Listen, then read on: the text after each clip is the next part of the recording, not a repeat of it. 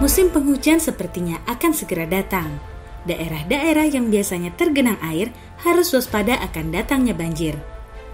Pemerintah terus melakukan upaya-upaya mengendalikan banjir. Salah satunya dengan menerapkan teknologi bendung karet di sejumlah sungai di Indonesia.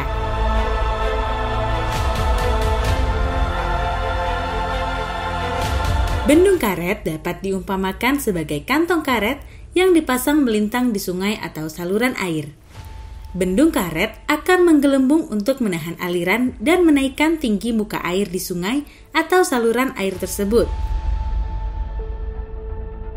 Caranya dengan memompa air atau udara ke dalamnya. Sebaliknya, bila dikempiskan secara manual atau otomatis, maka akan dapat dibuat rata penuh dengan dasar sungai atau saluran air.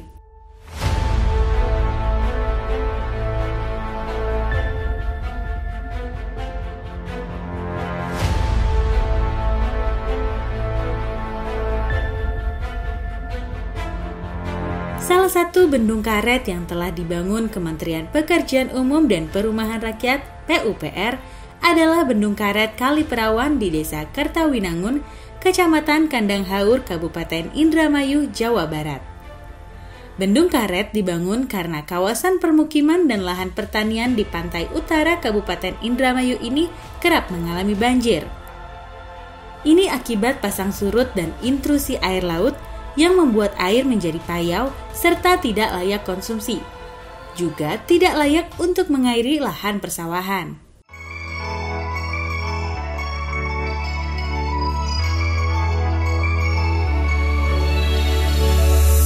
Ada 3 desa dengan luas 380 hektar yang kerap kali mengalami banjir, yakni Desa Kertawinangun, Desa Ilir, dan Desa Soge. Dengan dibangunnya Bendung Karet Kali Perawan ini, resiko banjir di 3 desa pun akan berkurang.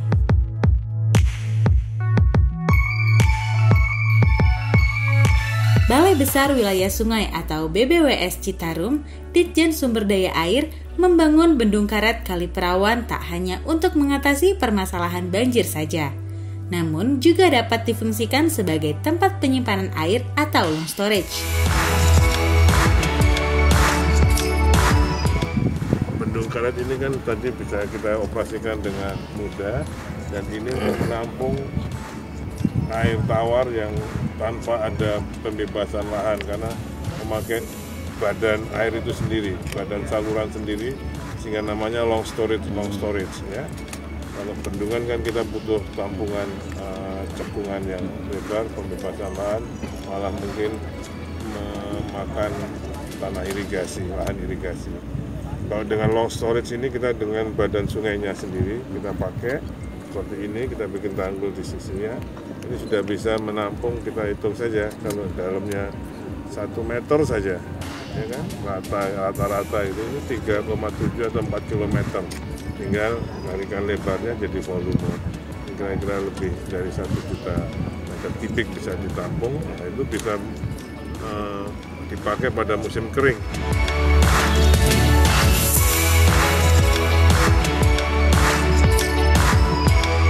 Desain dan konstruksi bendung karet ini lebih sederhana dibanding dengan pembangunan bendungan, karena hanya menggunakan badan sungainya sendiri, tidak membutuhkan pembebasan lahan.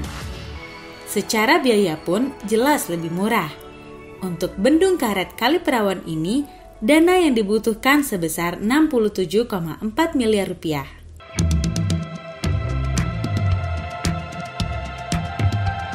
Long storage ini dapat menampung air lebih dari 1 juta meter kubik pada musim kemarau. Juga dapat mencegah intrusi air laut ke sungai. Lalu pada musim hujan, pintu bendung akan ditutup hingga ketinggian air mencapai elevasi 1,9 meter. Air kemudian dialirkan ke laut dengan kapasitas 255,18 meter kubik per detik.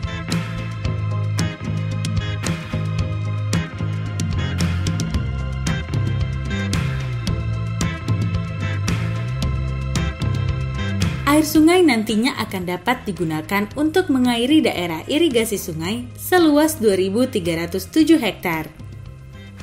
Diharapkan pula dari air sungai ini dapat membantu meningkatkan jumlah panen, dari yang semula 2 kali menjadi 3 kali panen dalam setahun. Menteri Basuki mengatakan, bendung karet juga bisa melayani kebutuhan para petani garam, dengan membuat saluran khusus yang mengalirkan air laut ke tambak-tambak garam sepanjang 1 km. Tapi ini juga ada tahan garam, jadi kita harus membikinkan saluran untuk petani garam. Jadi sekaligus bisa untuk pertanian padi, olawija, tapi juga bisa untuk garam. Ini kan jadi lebih bagus, lebih variatif, lebih semua bisa dilayani.